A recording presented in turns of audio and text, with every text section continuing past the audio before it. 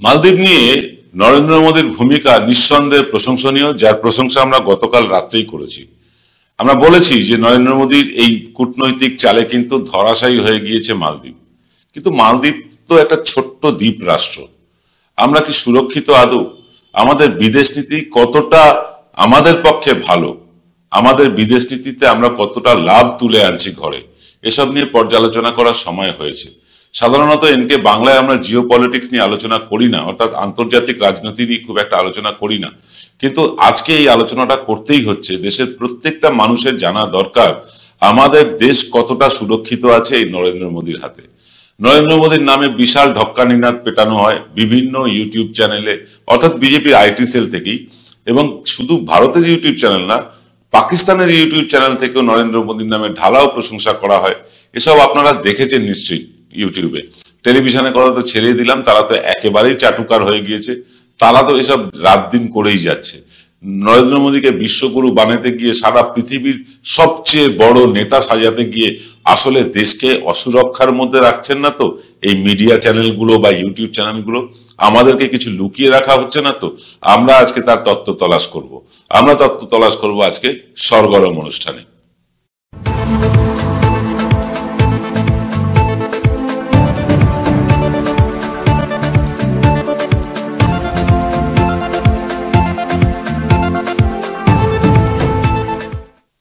নমস্কার, শুভ সন্ধ্যা। আমি আপনাদের প্রবীর বিশ্বাস। আপনারা দেখছেন বাঙালির কণ্ঠস্বর এনকে বাংলার অনুষ্ঠান সরগরম। আজকের সরগরমটা ভীষণ সিরিয়াস এই কারণে যে আমার আপনার নিরাপত্তা যাদের হাতে দেওয়া হয়েছে গত 10 বছর ধরে নরেন্দ্র মোদী সরকার, তারা কি আদৌ আমাদের নিরাপদে রেখেছেন, নাকি আমরাও বহির্বিশ্বের শত্রুতার শিকার হয়ে যাচ্ছি? দেখুন, এমনিতেই আমাদের দেশে যা ভৌগোলিক অবস্থান, তাদের দক্ষিণে বিরাট সমুদ্র, ভারত মহাসাগর, বঙ্গোপসাগর, আরব সাগর দিয়ে 3 দিক ঘেরা। ওপরটা অর্থাৎ উত্তর দিকটা পাহাড় দিয়ে ঘেরা। পাহাড় দিয়ে ঘেরা বলতে হিমালয়ের এমন উচ্চতা, সেটা পার করে শত্রুদের আসা প্রায় অসম্ভব। খানিকটা ফাঁকা রয়েছে পূর্বাংশে। বাংলাদেশ আমাদের মিত্র দেশ বলেই আমরা মনে করি। বাংলাদেশের বহু লোক তা মনে না করলেও আমরা বাংলাদেশকে মিত্র দেশ বলে মনে করি। পাকিস্তান বর্ডার বেশ খানিকটা ফাঁকা। কাশ্মীর থেকে শুরু করে গুজরাট পর্যন্ত বিস্তীর্ণ অঞ্চল, সেখান থেকে বহিঃশত্রু আক্রমণ করতে পারে। কিন্তু এ তো গেল পুরনো দিনের কথা। এখন শত্রু আক্রমণ করতে হলে বর্ডারে এসে ঢাল তলোয়ার গাদা বন্দুক নিয়ে যুদ্ধ করবেন এমনটা আশা করা ভুল। এখন তো যুদ্ধ হয় মিসাইলে, এখন তো যুদ্ধ হয় ইন্টারনেটের মাধ্যমে, এখন তো যুদ্ধ হয় বোতাম টিপে। এক জায়গায় বোতাম টিপে আর এক জায়গায় কিন্তু বোমবাজি করা যায়, বোমাবাজি করা যায়। এইরকম অবস্থায় আমরা কতটা সুরক্ষিত আছি? কতটা সুরক্ষিত আছি নরেন্দ্র মোদীর হাতে, আমাদের স্বরাষ্ট্রমন্ত্রী অমিত শাহের হাতে, আমাদের বিদেশ মন্ত্রকের কি পলিসি, এই সবগুলো আমাদের একটুখানি দেখার দরকার। কারণ দেখুন, এমনিতেই ভারতের মধ্যে হয়তো তারা 303 ক্ষমতা নিয়ে আছেন সংসদ ভবনে, কিন্তু 303 ক্ষমতা নিয়ে থাকলেও যে আগামী দিনে তারা 303 পাবেন এমন নিশ্চয়তা নেই। কিন্তু তারা এমন একটা দেশ ছেড়ে যাচ্ছেন যে দেশটার সাথে প্রায় সবারই বিবাদ লেগে আছে। কোন দেশের নেই? আমাদের সাথে বিবাদ কিন্তু আমাদের প্রায় প্রতিটি প্রতিবেশীর সাথে লেগে আছে, যেটা আমরা গতকালও বলেছিলাম। আজকে আমরা কাগজে কলমে দেখব। কাগজে কলমে অর্থাৎ আমরা গ্রাফিক্স দিয়ে দেখব, ছবি দিয়ে দেখব আমরা কোন অবস্থার মধ্যে আছি। এই যে লাল অংশটি দেখছেন, এটি হচ্ছে চীন, আর হালকা লাল অংশটি দেখছেন, এটা আমাদেরই অংশ, ভারতেরই অংশ। এটা চীন দখল করে রেখেছে, যেটাকে আকসাই চীন বলা হয়। অর্থাৎ ভারতের এই অংশটা 1962 সালে যুদ্ধের পর চীন দখল করে নেয়, আজও তা ছাড়েনি। আর ভারতবর্ষের যে বর্তমান সরকার, তারাও কিন্তু তা ফেরত নেওয়ার ব্যাপারে এক ফোঁটাও উদ্যোগী হয়নি। নীল অংশটি দেখছেন, এটি নেপাল। এই যে বেগুনি অংশটি দেখছেন, এটি ভুটান। কমলা অংশটি হচ্ছে বাংলাদেশ। গ্রে কালারটি হচ্ছে মায়ানমার। শ্রীলঙ্কা সাদা। মালদ্বীপস আকাশী রঙের। পাকিস্তান সবুজ রঙের। আর পাকিস্তানের দখল করা ভারতের অংশ, যেটাকে পিওকে বলা হয়, সেটা হচ্ছে হালকা সবুজ রঙের। এখানে আপনাদেরকে যে ম্যাপটা আমরা দেখিয়েছি, ম্যাপটা ভালো করে লক্ষ্য রাখুন। দেখুন, আমরা কিন্তু যাদের দিয়ে ঘেরা আছি, অর্থাৎ পাকিস্তান, আফগানিস্তান, চীন, নেপাল, ভুটান, বাংলাদেশ বা মায়ানমার, শ্রীলঙ্কা কিংবা মালদ্বীপস, এরা কেউ কি আমাদের আদৌ বন্ধু?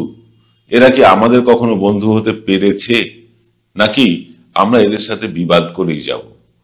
পাকিস্তানের সাথে বিবাদ আমাদের দীর্ঘদিনের। এই দীর্ঘদিনের বিবাদ যখন থেকে দেশ ভাগ হয়েছে তখন থেকে। বাংলাদেশের সাথে আমাদের কিছুটা বিবাদ আছে ছিটমহল নিয়ে, কিছুটা বিবাদ আছে তিস্তার জল বন্টন নিয়ে, এসব নিয়ে আছে। কিন্তু তারপরেও বাংলাদেশকে আমরা বন্ধু রাষ্ট্র মনে করি, বাংলাদেশ আমাদের বন্ধু প্রতিবেশী এটা মনে করি। যদিও বাংলাদেশের তরফ থেকে সেরকম সাড়া শব্দ আমরা পাই না, মাঝে মাঝেই ভারত বিদ্বেষী লোকজন বিভিন্ন রকম সোশ্যাল মিডিয়ায় পোস্ট করে দুদেশের সম্পর্ক খারাপ করার চেষ্টা করেন। ভারতবর্ষেও কিছু লোক আছেন যারা বাংলাদেশ বিদ্বেষী পোস্ট করেন, এটা কখনোই কাম্য না। দুদেশ বন্ধুত্বপূর্ণ ভাবে চলতে চায়, তাকে চলতে দেওয়া উচিত। আমরা শ্রীলঙ্কার সাথে আমাদের সম্পর্কটা ভালো ছিল, এলটিটি সমস্যার পর থেকে শ্রীলঙ্কার সাথে আমাদের সমস্যা কিন্তু বাড়তে থাকে। আপনাদের এরপরে আমি একটা গ্রাফিক্স দেখাবো, যে গ্রাফিক্সটা দেখার পর আপনি আঁতকে উঠবেন। আসুন সেই গ্রাফিক্সটাই দেখে নিন। এই যে তারা দেওয়া আছে, স্টার লাগানো আছে, এটা হচ্ছে পাকিস্তানের গোয়াদার বন্দর। আপনি এগুলো ভালো করে খেয়াল করবেন। পাকিস্তানের গোয়াদার বন্দরের পর আমরা পরের গ্রাফিক্সটা দেখব। মালদ্বীপ, মালদ্বীপে এটাও কিন্তু একটি বন্দর। পাকিস্তানের গোয়াদার বন্দর কিন্তু চীনের দখলে। মালদ্বীপ গোটাটাই চলে গেছে চীনের হস্তক্ষেপে, চীনের মানে হাতের মুঠোর মধ্যে। আসুন তারপরেরটা দেখি। শ্রীলঙ্কার হাম্বানটোটা বন্দর, হাম্বানটোটা বন্দরটাও কিন্তু চীনের নিয়ন্ত্রিত, চীনের দখলে, চীন কিনে নিয়েছে। এরপরে মায়ানমারের বন্দর, সেটাও কিন্তু চীনের দখলে। ভাবতে পারছেন আমাদের কি অবস্থা? আর এই যে সাদা রেখাটা এখন দেখছেন, যেটা চীন থেকে পাকিস্তানের পাকিস্তান অকুপাইড কাশ্মীর পিওকে হয়ে পাকিস্তান হয়ে যেটা গোয়াদার বন্দরে এসছে, এটা হচ্ছে চীনের একটা ড্রিম প্রজেক্ট। ড্রিম প্রজেক্ট এটা কেন? এটা হচ্ছে একটা রাস্তা। এই রাস্তাটা চীন বানাতে চাইছে, চেষ্টা চলছে, রাস্তার কাজও চলছে। কিন্তু পাকিস্তানের মধ্যে থেকে এর বিরোধ উঠেছে, কারণ পাকিস্তানের বুক চিরে একটা বিদেশি রাষ্ট্র রাস্তা বানাবে তাদের ব্যবসা বাণিজ্যের সুবিধার জন্য, এটা পাকিস্তানের অনেকেই তা চাইছেন না। অর্থাৎ আপনি একটু ভালো করে ফলো করুন পরের গ্রাফিক্সটা। এই যে রাস্তাটা সিপিইসি, চীনের যে রাস্তাটা, সেই সিপিইসি রাস্তা থেকে চীন আসতে পারে গোয়াদার বন্দরে। সেখান থেকে আমাদেরকে ঘিরে ফেলেছে মালদ্বীপ অঞ্চলে, তারা গ্রাস করে মালদ্বীপকে তারা নিজেদের নিয়ন্ত্রণে নিয়ে গোয়াদার বন্দর থেকে মালদ্বীপ আমাদের অসুরক্ষিত হয়ে পড়েছে। আসুন তারপরেরটা দেখি। তারপরেরটাই হচ্ছে শ্রীলঙ্কার হাম্বানটোটা বন্দর, সেটাও চীনের দখলে। মায়ানমারটাও চীনের দখলে, মায়ানমারের বন্দর। আর ওপরে লাল চিহ্ন তো আছেই। তার মানে বুঝতে পারছেন যে আমরা চার দিক থেকে ঘিরে গেছি, চীন আমাদের চারিদিক থেকে ঘিরে ফেলেছে। এর পরেও আছে, আসুন দেখি নেপাল। নেপাল কিন্তু চীনের অঙ্গুলি হেলনে কাজ করছে। আমাদের দেশের বর্ডার পর্যন্ত তারা রেল বানাতে দিচ্ছে, রাস্তা বানাতে দিচ্ছে চীনকে। তারপরেরটা দেখি। তারপরেরটা হচ্ছে ভুটান। ভুটানের বিদেশ মন্ত্রী তিনি যাচ্ছেন চীনের বিদেশ মন্ত্রীর সাথে দেখা করতে, কারণ তারা তাদের একটি বিশেষ অঞ্চল চীনকে দিতে চায় এবং আরেকটি অঞ্চল চীনের কাছ থেকে নিতে চায়। এই বিনিময় যদি হয় সেটা ভারতের সুরক্ষার পক্ষে ক্ষতি। মালদ্বীপ সামান্য একটি ছোট্ট রাষ্ট্র, যার জনসংখ্যা ভারতের একটা রাজ্যের থেকেও কম, যাদের নির্ভরতা সবটাই ভারতের উপরে। অর্থাৎ আনাজ, তেল, নুন, মশলা সবকিছু ভারতের উপর নির্ভরশীল। ভারতের পর্যটক না গেলে তাদের হাহাকার লেগে যাচ্ছে, এটা আপনারা দেখছেন। মাত্র 72 জন সৈনিক ছিল চীনে, মালদ্বীপে। মাত্র 72 জন ভারতীয় সৈনিক মালদ্বীপে ছিল। তাও কেন ছিল জানেন? মালদ্বীপকে ভারত সরকার কয়েকটা নিরাপত্তার জন্য হেলিকপ্টার ইত্যাদি দিয়েছিল, সেগুলো মেনটেনেন্সের কাজ করছিলেন এই 72 জন সৈনিকেরা, ভারতীয় সৈনিক। সেগুলো মেনটেনেন্স করার জন্য তাদেরকে সেখান থেকে সরিয়ে দেওয়া হচ্ছে, বলা হচ্ছে ইন্ডিয়া গো ব্যাক। ভাবতে পারছেন আমরা কোন জায়গায় আছি? কোন মানে প্রতিবেশী রাষ্ট্র আমাদের বন্ধু রাষ্ট্র হয়ে উঠেছে। চীন তো আমাদের দেখলেন চারিদিক থেকে ঘিরে ফেলেছে, চারদিক থেকে ঘিরে ফেলেছে। আর যদি কোনো কারণে যুদ্ধ লাগে, চীন কিন্তু 4টে ফ্রন্ট থেকে যুদ্ধ করবে, জলে, স্থলে, আকাশে, এমনকি জলের তলাতেও। এইভাবে চীন যদি আমাদেরকে চারদিকে ঘিরে ফেলে থাকে, আমাদের দেশের সরকার কি করছে? আমাদের দেশের সরকারের কি করা উচিত? এটা তো বিদেশ মন্ত্রক ঠিক করবে। আমরা কেন আগ্রাসী নই? চীন যেভাবে আগ্রাসী ভূমিকা নিয়েছে ভারতকে ঘিরে ফেলার জন্য, ভারত কেন আগ্রাসী ভূমিকা নেয় না? ভারত কেন আকসাই চীন দখল করতে যায় না? ভারত কেন অরুণাচলের অংশ চীন যখন তার নিজের বলে দেখায়, তখন তার রক্তচক্ষু ভারত কেন দেখায় না? এই বিশ্বগুরুর নমুনা। এই নাকি তিনি বিশ্বগুরু? কিন্তু অথচ দেখুন ভারতের সাথে বন্ধুত্বপূর্ণ যে রাষ্ট্রগুলো তার ছবিগুলো একবার দেখে নিন। ভারতের সাথে বন্ধুত্বপূর্ণ রাষ্ট্র হচ্ছে গিয়ে ইসরায়েল, সে কিন্তু ভারত থেকে অনেক দূরে। তারপরেরটা দেখুন, তারপরের রাষ্ট্রটা হচ্ছে কিন্তু রাশিয়া, আর তৃতীয় রাষ্ট্র ফ্রান্স। এই তিনটে দূরবর্তী রাষ্ট্র হচ্ছে আমাদের বন্ধু, আর আশেপাশে সবাই কিন্তু আমাদের শত্রু হয়ে গিয়েছে। প্রতিবেশী যখন আপনার শত্রু হয়, ও পাড়া থেকে লোক এসে আপনাকে যতক্ষণে বাঁচাবে তার আগে কিন্তু প্রতিবেশী আপনাকে ঘায়েল করে দেবে, কুপঘাত করে দেবে। এটাই তো স্বাভাবিক। ফ্রান্স যতক্ষণে আসবে, রাশিয়া যতক্ষণে আসবে, ইসরায়েল যতক্ষণে আসবে, ততক্ষণে তো চীন আমাদেরকে গুড়িয়ে দিতে পারে। আমরা সে কথা ভাবি না। আমরা চীনের সাথে খানিকটা অ্যাডজাস্ট করে চলি ব্যবসা বাণিজ্যিক দিকে, কারণ চীন থেকে যত প্রোডাক্ট আমাদের দেশে আমদানি হয়, সেই প্রোডাক্ট আমদানি যদি ভারতবর্ষ বন্ধ করে দেয় তাহলেই তো চীনের অর্থনীতি অর্ধেকটা ধসে যাবে। আপনাদের একটা মানে একদম সলিড উদাহরণ দিচ্ছি। কাম্বোডিয়া বলে একটা জায়গা আছে, একটা দেশ আছে, লাওস বলে একটি দেশ আছে, ভিয়েতনাম আছে, তাইওয়ান আছে। এই দেশগুলোতে চীন থেকে যা যা প্রোডাক্ট আনা হয়, প্রত্যেকটি প্রোডাক্ট কিন্তু সেই সব দেশেও তৈরি হয়। তাইওয়ানে তো ইলেকট্রনিক্স যা চীন তৈরি করে তার থেকে ভালো কোয়ালিটির একই দামে কিন্তু তৈরি করে তাইওয়ান। কিন্তু আমাদের দেশের সরকার তাইওয়ান থেকে ইম্পোর্ট করার ব্যাপারে, আমদানি করার ব্যাপারে ব্যবসায়ীদের উৎসাহ দেয় না। ব্যবসায়ীরা কি করে উৎসাহিত হবে? ধরুন চীন থেকে আনতে 2% ট্যাক্স লাগে, ধরে নিচ্ছি।